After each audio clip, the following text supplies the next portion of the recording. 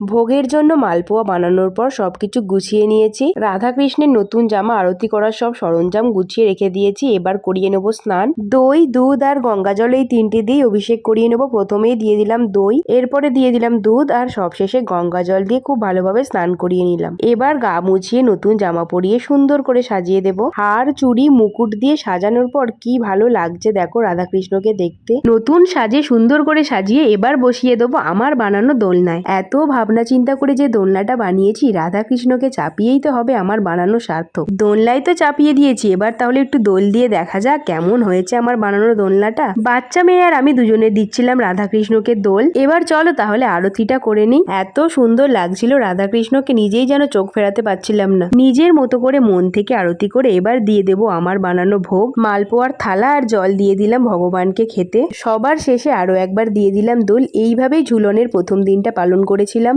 এর সাথে সাথে চলো আজকে মানে ঝুলনের দ্বিতীয় দিনে রাধাকৃষ্ণকে কি ভোগ দিয়েছি সেটাই ভিডিও একসাথে দিয়ে দিলাম। আজকে সন্ধ্যেবেলায় বানিয়েছিলাম পায়েস। এটাই ছিল দ্বিতীয় দিনের ঝুলন যাত্রার ভোগ। জিম থেকে আসার পর সন্ধ্যেবেলায় সব গুছিয়ে বসে পড়েছিলাম আজকের পুজোতে। প্রথমেই প্রতিদিনের মতো স্নান করিয়ে কাঁচা বস্ত্র পরিয়ে সাজিয়ে দিয়েছি। এরপর দোলনায় বসিয়ে ভোগ নিবেদন করে আরতি করে আজকের পুজো শেষ করলাম। ভিডিওটা ভালো লাগলে একটা লাইক আর কমেন্ট করে দিও। দেখা হচ্ছে পরের ভিডিও। টাটা।